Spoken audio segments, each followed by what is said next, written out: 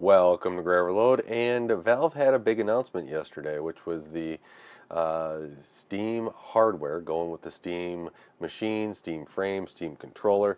So they got some new stuff out, and we'll dive into it here a little bit. But Valve on this announcement with hardware is another interesting direction they are taking. They already had the Steam Deck out, and that seems to have some success behind it because now they're coming out with this, and with what they've done on Linux there, especially with Proton and where stuff was. Steam machines 10 years ago, right? The Steam controller that we have kind of the same names, and where their VR was, it seems like they're now taking that next step to make this a much more viable product.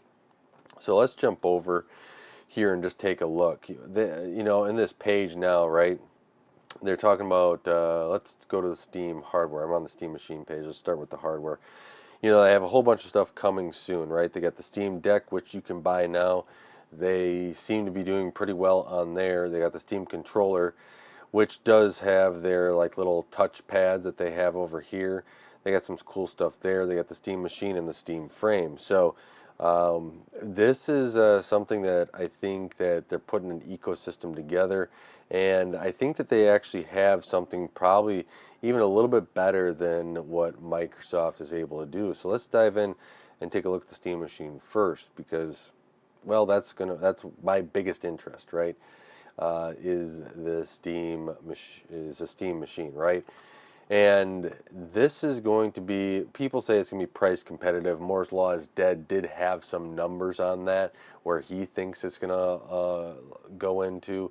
And so, to me, depending upon where the hardware lands and when this releases, where memory prices are, you know, um, I could see this being a very reasonable box. And hopefully, what they have here, because they have the full, Steam library, this does run Steam OS.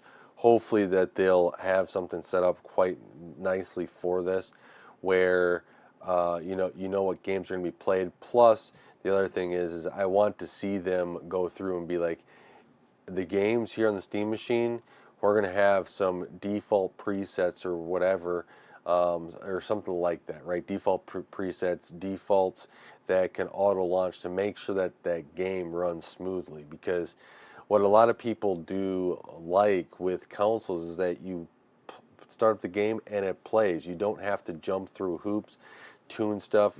I enjoy tuning the settings, but not everyone that plays a game likes to tune the settings. They like to get into the game and they like to play the game.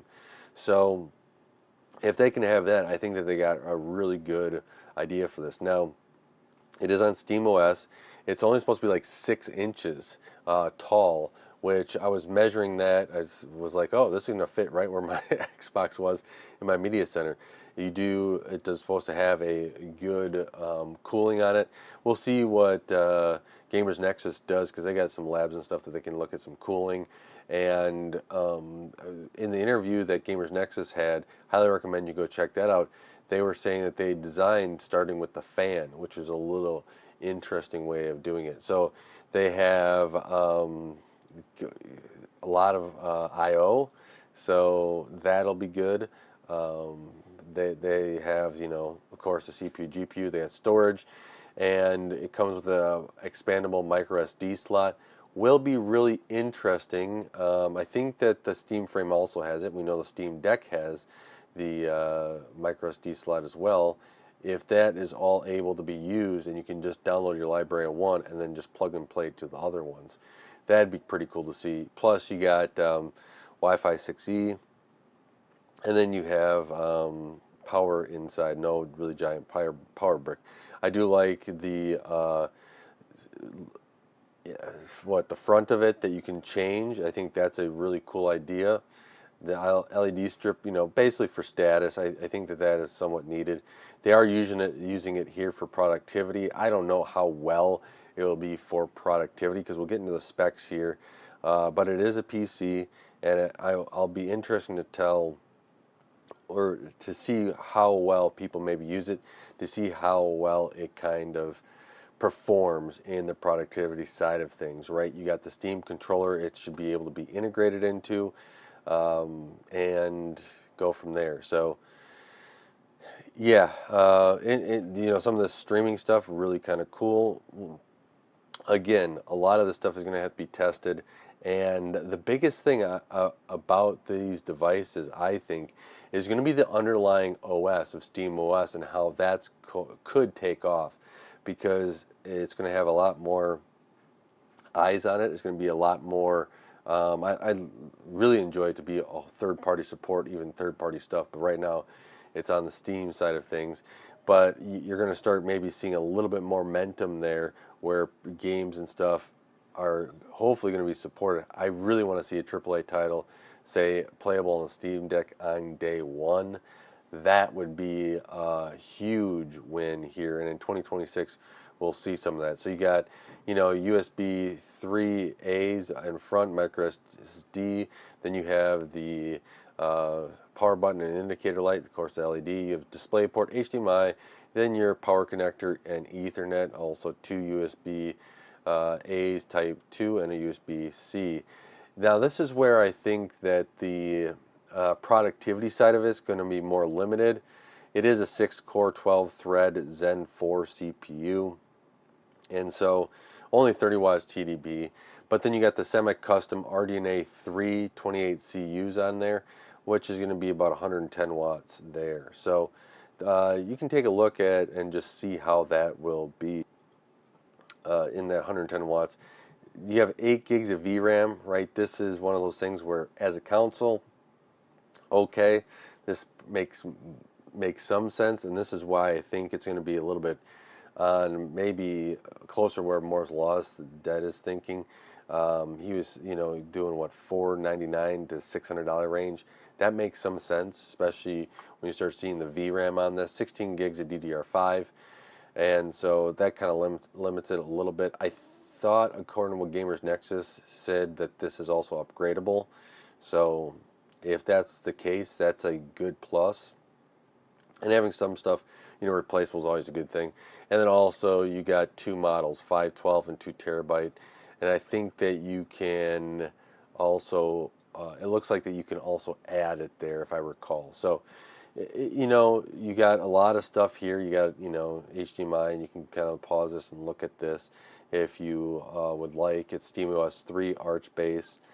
But this is something where I think, for a gaming console, and let's say you already have a huge Steam library, why not try it out, right? Why not, go there rather than buying a console? You have this, and if they keep expanding on it, let's say, you know, more of these stores like, Steam, that the competitors of Epic or GOG or other ones out there decide to have their libraries accessible on this as well, or be able to do something like that. I think there's a huge option here. I think right now Steam's the dominant platform across the board, especially in the PC space. But if you got this and you had a huge Steam library and you just want to sit back and play on your TV, this could be a great option, especially if it's in that price point.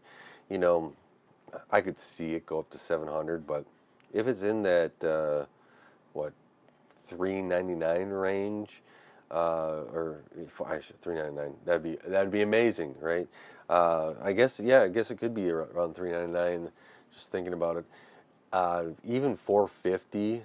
I just don't see how the Xbox is able to the lower end Xbox is able to compete at that point. I think Microsoft would have to drop the price. I I guess there's a world where Microsoft and they don't care. I don't know. Like that. That to me is just pushing your luck, Microsoft. But maybe they're waiting for the next generation to go through. But that is the Steam machine. So hopefully Valve can deliver on this. With the OS and everything else, I think it's just another thing out there that's going to keep us in the forefront of being like, you know what, this is a device that is capable of gaming box and stuff. We could put it in and people can use it. And I think the biggest thing is actually getting Linux in other people's hands. And if their games are playing on there, it's going to be another way of people being like, you know what, this is a huge, let's move to SteamOS. Let's use this. Let's do that. And Linux is viable. I think that's going to be a bigger. I do not expect that to happen overnight, right? But I do expect it to slowly chip away as Microsoft has slowly chipped away at Windows as well. So the Steam Frame isn't interesting, right? It's VR. They got some controllers. So far, this is not really compatible with their current VR system, which is fine. I don't know how much crossover there will be there, or if there needs to be, but you don't need any of the sensors and all the wires that connect it up, right? This is going to be a contained device, has a battery on it, has the two controllers that you can have as well, and each kind of piece is kind of removable and stuff. It has a wireless adapter, so with the dual radios you can then go through and have one that's directly to the PC, then the one still connected to Wi-Fi, and then they have the audio stuff, the camera tracking. They have the Fovrent streaming. What else do they have here?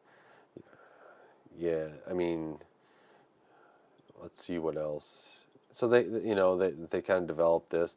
You can hook it up to your devices. They have the magnetic thumbsticks as well.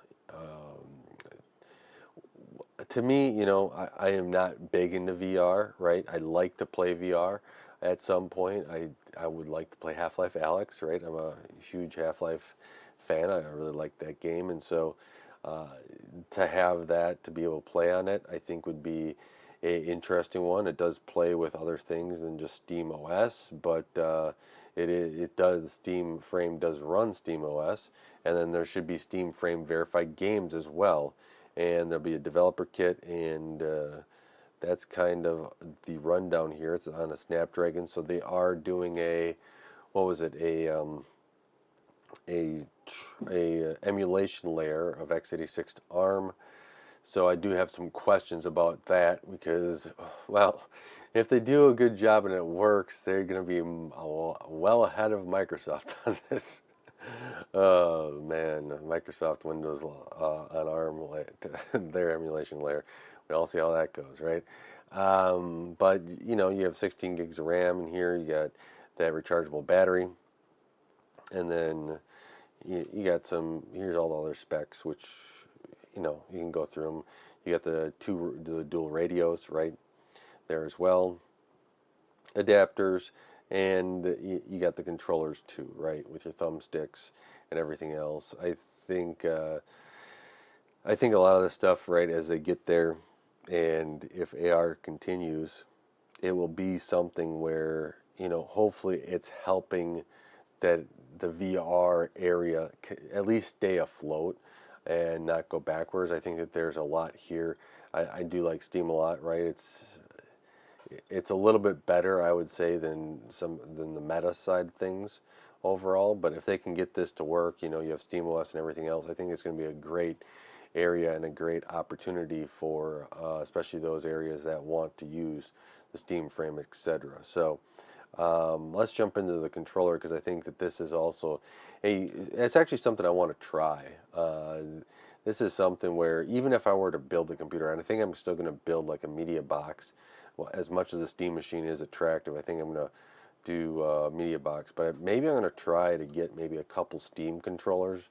I have the Xbox Elite, but with the Steam controller here, right, it's a little unique with the pads here and everything else. But then they have this controller puck, and it can have up to four controllers connected. So I have kids, so I think it would be a great opportunity as they want to play games. We could plug this in, have all four connected, and decide to play a game. So together, especially if they're co-op and stuff like that. I like to play co-op games with my kids when I get the chance. They have the magnetic thumbsticks, they have the rumble, and then they have the gyro grip as well, which is pretty interesting, right? I think that's an option for some people, like even in car driving games, that would be really cool to have that as well. So, this is one of those things where I actually would like to buy this and be able to try it. Even on my own computers, they say it's supposed to work with Windows, if I recall, here as well. So you got all these ABYX buttons. You have I bet you it's going to be pretty close to how it looks like the Xbox and layout as well, which, keep it the same, right? People like that. And then you have the thumb or trackpads on there, which is a Steam Deck has. And I think the Steam Deck has made it where, okay, those make some sense. So what they have, I thought they had support on here. You get about 35 hours of gameplay, and so that's pretty cool. Hopefully that these batteries are replaceable. Like if they go bad, you can replace them. That would be one thing I would like to look at before I purchased one. But I thought that this was just could be on whatever. I thought you could even put it on with your phones too. I thought there were specs of that, or I read that someplace. So, a lot of this stuff, let's jump back here because I think we've kind of summed it up there of these products and gone through them.